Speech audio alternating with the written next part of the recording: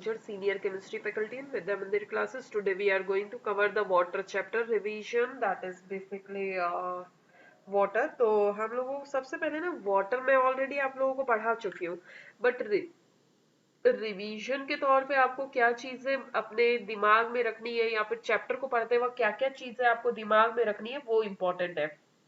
सबसे पहली बात, आपको रिसोर्सेस का मतलब पता होना चाहिए।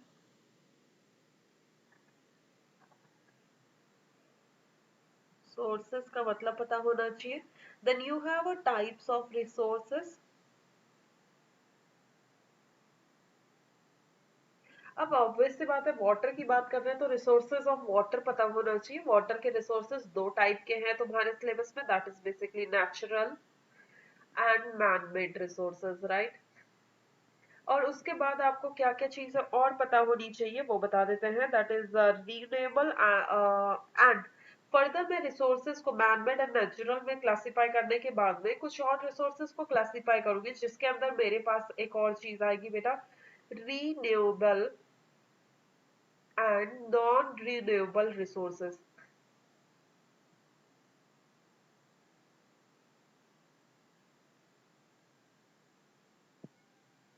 राइट। अब उसके बाद आएगा मेरे पास, मैंने renewable and non renewable sources को डिफाइन कर दिया। इसी में मुझे एक और फैक्टर को डिफाइन करना है, दैट इज बेसिकली डीसैलिनेशन। मैं ये बता रही हूँ कि तुम चैप्टर जब पढ़ रहे हो तो चैप्टर को अंधाधुंध पढ़ने से बेटर है कि पॉइंट्स में पढ़ ले तो ज्यादा बेटर है, सो दैट कि मेरे मन में आइडिया क्लियर हो कि ये चीजें मुझे इस चैप्टर में करनी है, राइट। डीसैलिनेशन। डीसैलिनेशन के बाद आपके पास नया नेक्स्ट जो टॉपिक आता है वो है वाटर साइकिल। वाटर साइकिल के अंदर जो तुम्हारे पास टर्मिनोलॉजीज आएंगी वो कौन कौन सी है बेटा? पहली चीज है इवेपोरेशन, इसी में है बेटा ट्रांसपीरेशन,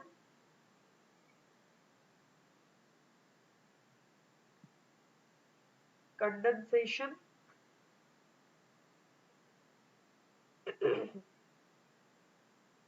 कंडेंसेशन हो गया, और प्रेसिपिटेशन।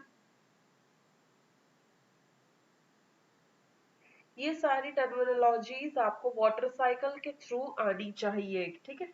और okay, next we have sources of water.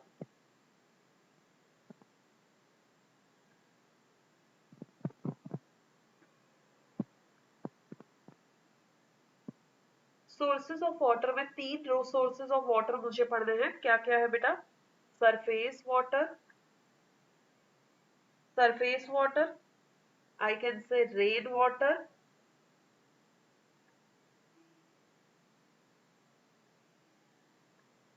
I have underground water,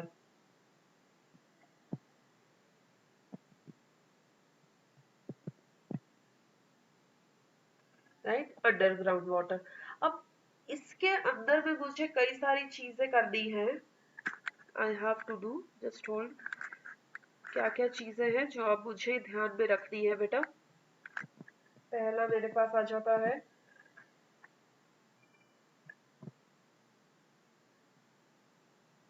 okay, next I have natural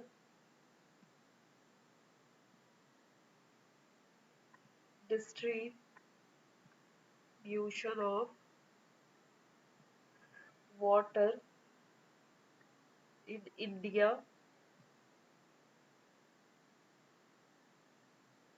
natural distribution of water in India, मतलब कि भारत में कहाँ कहाँ पे ये डिस्ट्रीब्यूशन है वो सारे आपको याद होने चाहिए।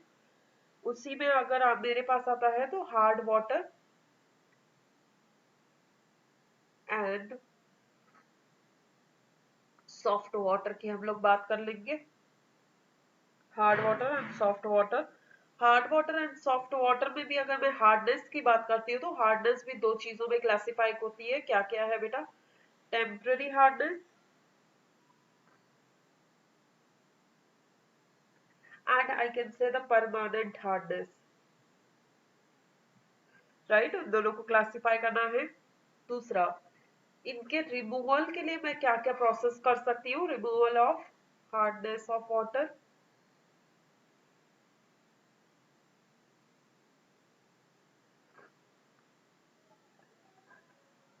Then I have I think last topic is over here is your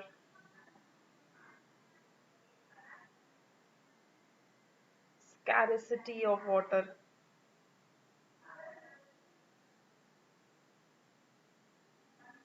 Scarcity of water, right? And causes of scarcity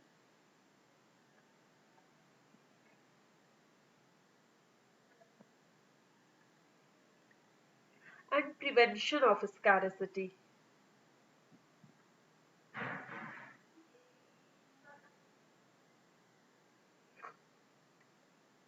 next मेरे पास आता है how to conserve water.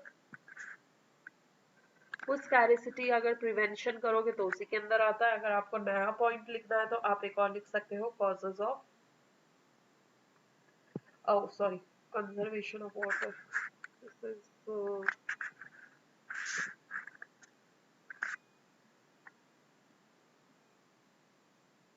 Conservation of water.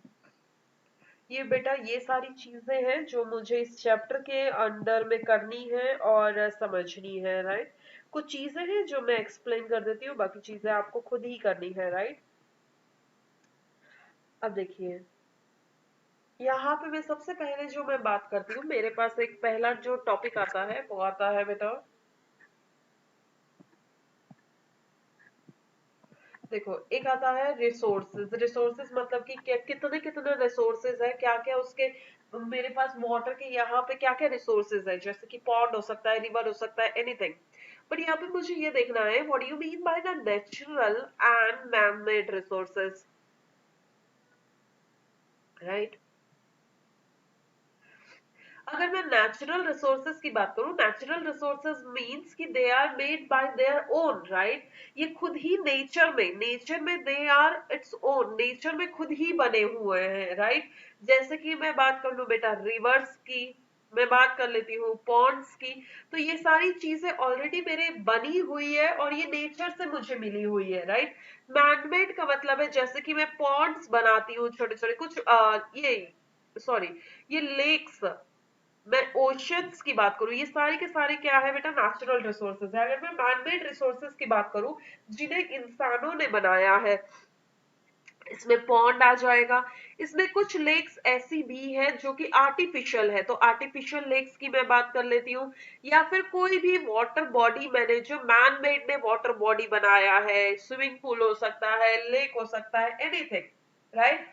तो ये सारी की सारी किस में चली जाएगी बेटा, मैन मेड रिसोर्सेज में चली जाएगी। उसके बाद में एक और क्लासिफिकेशन जो मेरा आया था वो क्या था, renewable and non renewable sources of energy. तो रीन्यूएबल एंड नॉन रीन्यूएबल का मतलब होता क्या है, पहले वो देख लेते हैं।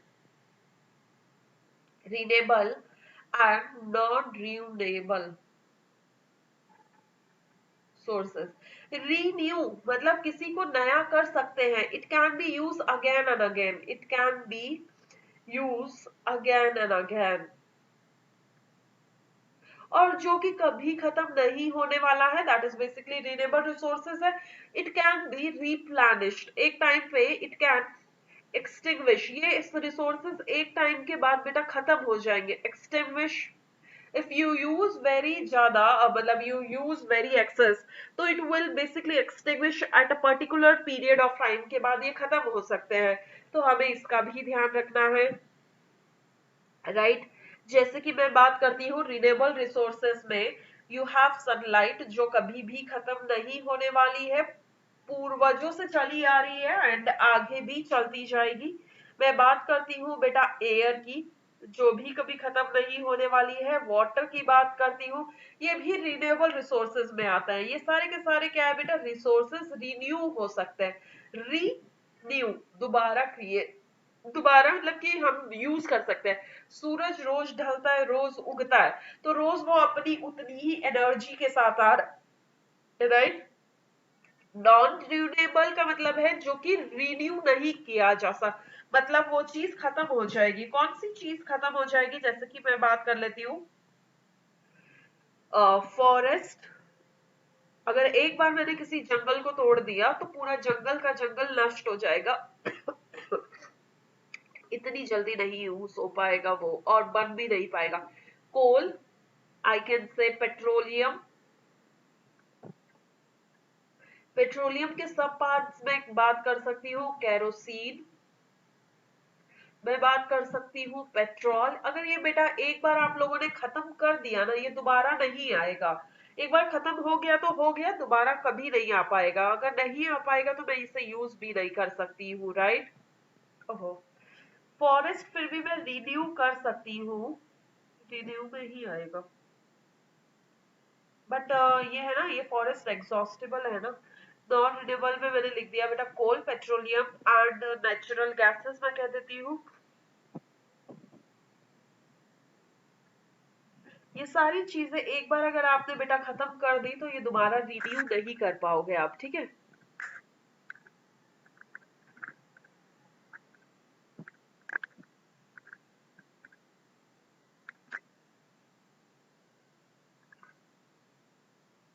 नेक्स्ट वी हैव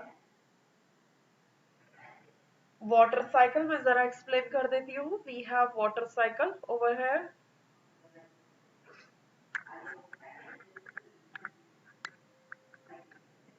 ओके, तो वाटर साइकिल है। वाटर साइकिल में मान लो कि this you have this thing, ले, ये कुछ भी हो सकता है। This is a lake, it can be a lake, it can be a river, it can be a ocean, कुछ भी हो सकता है। और यहाँ पे एक और वाटर बॉडी है, राइट। यहाँ पे मान लो तुम्हारी सॉइल है, और सॉइल के ऊपर तुम्हें पता है क्या उगता है बेटा, प्लांट्स उगते हैं, राइट। बहुत बढ़िया। और मैं ऊपर बना देती हूँ, these are my clouds, right. अब देखो, समझने की कोशिश करो मैं क्या कहना चाहती हूँ। मैं कहना चाहती हूँ कि क्या होगा, लेक्स में से पानी ऊपर क्या होता है बेटा, इवापोरेट होता है। जो ये वाटर है, जो ये लिक्विड स्टेट में है, वो किस में कन्वर्ट होता है बेटा, वेपर्स में कन्वर्ट हो रहा है, राइट। अभी वेपर्स में ऊपर आसमान में जाता है, और ये इसमें कोगुलेट होना शुरू हो जाता है, कंडेंस होना शुरू हो जाता है। कंडेंस का मतलब है अब लिक्विड से वो वेपर में गया था, अब वेपर्स दोबारा से लिक्विड में कन्वर्ट होना शुरू हो जाएंगे। अब होता क्या है, जब प्लांट से भी ये चीज, पानी इवेपोरेट होता है, water evaporate through leaves of plant, leaves of plant, this is known as transpiration.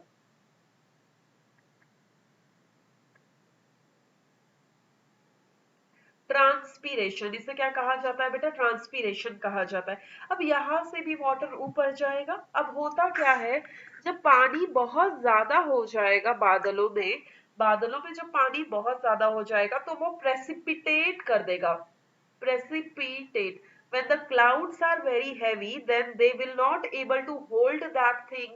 Uh, they are not able to hold that water in that, so they will come down।